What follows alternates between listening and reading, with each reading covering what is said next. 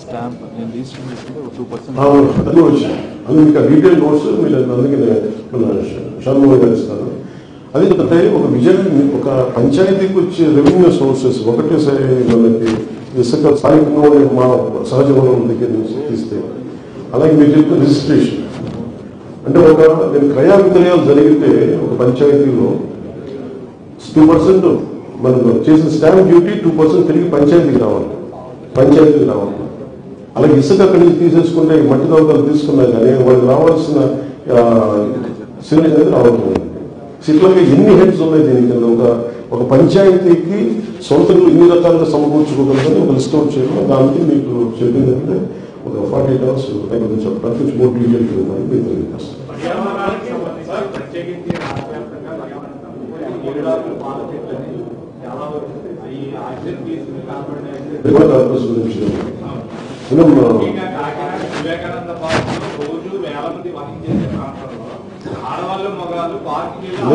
First ఏమవుతుందంటే అలాగే ఇది ఏమవుతుందంటే ఇప్పుడు అరకొర జ్ఞానంతో మనకు కొంచెం నేను ఎక్కడో టిబెట్కి వెళ్తాను. టిబెట్ నుంచి జీవితం అక్కడి నుంచి చెట్లు కొరకు వస్తే ఇట్లాగే ఉంది పరిస్థితి.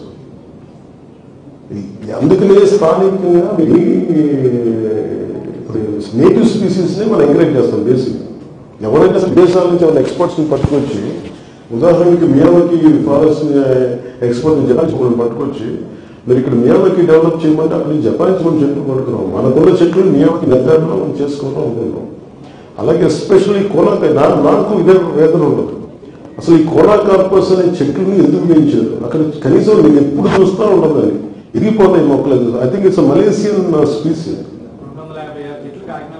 కాదండి. ఒక దేశం మొత్తం మీద రాష్ట్రం మొత్తం మీద తమిళనాడు తెలంగాణ నేను కూడా తెలియకుండా నా ఫామ్లో ఉంది సార్ 10 చెట్లు.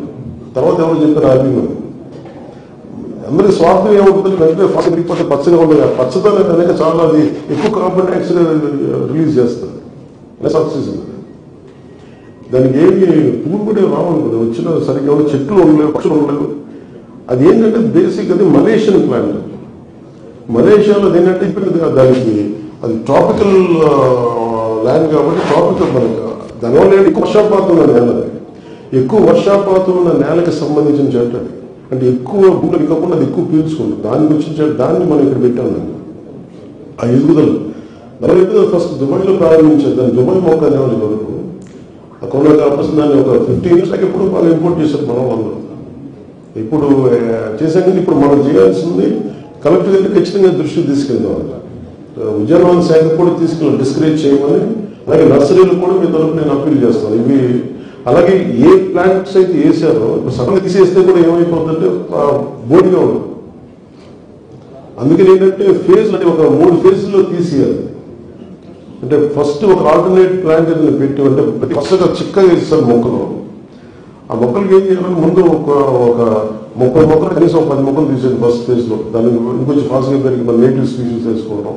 ఇంకొక ఫ్యూ మంత్స్ మళ్ళీ ఇది చేయాల్సిన అవసరం ఉంది. దీన్ని కొంచెం వాటర్ ఫుటింగ్ లోనే చేయాలి. అవి చాలా డేంజరస్. పర్యావరణానికి కూడా మన అట్లీస్ట్ అది మనిషికి చాలా లంగ్ ఇష్యూస్ చాలా వస్తుంది. ఖచ్చితంగా ఇది కొంచెం మీరు రైట్ పాయింట్ రైజ్ చేశారు. We are with you and will correct that part and will డీ. పుష్కలంగాను ఉమ్మడి తూర్పు గోదావరి జిల్లాలో సముద్ర తీరం వెంబడి ఓఎన్జీసీ గేర్ సంస్థ ఆయిల్ వెంట తీసుకుని వెళ్తున్నాయి. కానీ ఈ ఉమ్మడి గోదావరి జిల్లాకు సంబంధించిన గేయులు పైలైన్ల భూముల కింద మొన్న నగర ఓఎన్జీసీ గడం జరిగి 10 ఏళ్ళు అయింది. వాళ్ళ గతంలో నగర ఓఎన్జీసీ గేర్ బ్లాస్ట్ జరిగి 25 మంది చనిపోయారు స్పాట్. సో వాళ్ళు బిక్కుమని పడుతుంది. కానీ ఓఎన్జీసీ సంస్థల నుంచి ఉమ్మడి గోదావరి జిల్లాలకు సంబంధించిన ఏదైతే రిఫైనరీలు కానీ ఇవన్నీ అంటే కోకోనట్ అంటే కోనసీమ అంటారు. అలాంటి కోకోనట్ రీసెర్చ్ సెంటర్ లాంటివి లేవు. సో వాళ్ళ రైతులు ఇబ్బందులు పడుతుంది. పంచగత గ్రామీణ అభివృద్ధికి ఎలాంటి నిధులు రావాలి. కానీ అలాంటి సంస్థలు ఎందుకు వదిలేస్తారు? గత ప్రభుత్వం కూడా అలాగే గెయిల్ కానీ ఓఎన్జీసీ ప్రాబ్లం ఎక్కడ ఉందండి సార్? నేను చాలా మంది ఉన్నతాధికారులు ఢిల్లీలో కలిసినప్పుడు బేసిక్ గా సిఎస్ఆర్ గురించి మాట్లాడతాం. మేము ఇక్కడి నుంచి కొంత దేశానికి కావాల్సిన సహజ సంపద నుంచి తగ్గుతున్నప్పుడు తీసుకెళ్తున్నప్పుడు ఒక కన్స్ట్రక్షన్ కు destruction but how do we that is the process of civilization. ఒక కట్టడం నిర్మించాలంటే ఎక్కువ చోట కొంచెం చెట్లు పోవాలి, కొంత గ్రావెల్ తవ్వాలి, కొండ కరగాలి, అక్కడ దట్స్ అండర్స్టూడ్. కానీ how balance we are, how constructive అనేది మనకి ఒక క్రైటీరియా. ఓఎన్జీసీ వీళ్ళందరికీ కూడా మేము మన రిలయన్స్ కానీ వీళ్ళందరికీ నేను మాట్లాడుతున్న పొల్యూషన్ సంబంధించి కూడా ఈ గ్రీన్ ట్రిబ్యునల్ ఇవన్నీ అంటే మనం ఎక్కువ భయపెట్టనేమో సోషల్స్ ఏమీ అవ్వదు, అదొక సమస్య ఉంటుంది. రాష్ట్రానికి దేశానికి కావాల్సిన సహజ వనరులు మనకి రావాల్సిన గ్యాస్ కూడా మన ఎక్స్పోర్ట్ అది అవసరం. కానీ ఇప్పుడు వాట్ కాస్ట్ అనే దాన్ని ఉన్నప్పుడు ఖచ్చితంగా దాని గురించి వాళ్ళు దృష్టి తీసుకోవాలి. వాళ్ళందరూ ఏం మాట్లాడతారంటే ఉదాహరణకి ఏటిమోగ ఇష్యూ కూడా ముమ్మడివరంలో మాకు రిలయన్స్ పైప్ వేసినందుకు మాకు కంపెన్సేషన్ ఇచ్చారు, కానీ మాకు ఏటిమోగ మా మత్స్యకారులకు రాలేదు ఇష్యూ.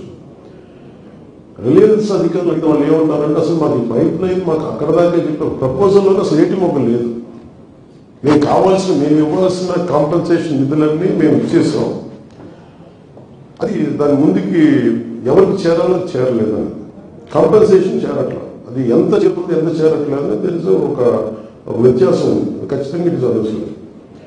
ఇప్పుడు దిస్ గవర్నమెంట్, ఇప్పుడున్న కూటమి ప్రభుత్వం ఎవరైనా సరే చాలా clear cut including with Reliance or including to ONGC including to వీల్ ఎవరికైనా మేము చెప్పదలుచుకుంది will communicate in a proper way. ఇంత కమ్యూనికేషన్ ఇస్ వెరీ ఇంపార్టెంట్. నువ్వు ఎలా కమ్యూనికేట్ చేస్తావు వాళ్ళ దగ్గరికి వెళ్ళి, వాళ్ళు కూర్చొని దందాలు చేస్తే పని అవ్వదు.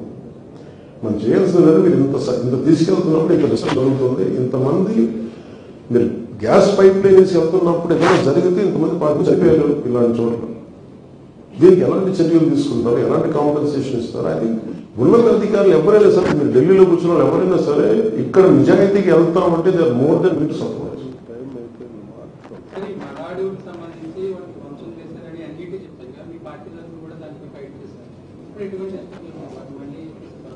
అంటే మరాఠీ రెండు రకాలు ఉన్నాయి.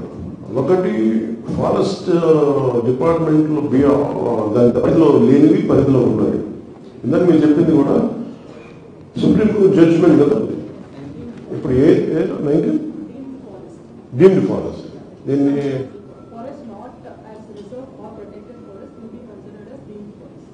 ఇది ఏ జడ్జిమెంట్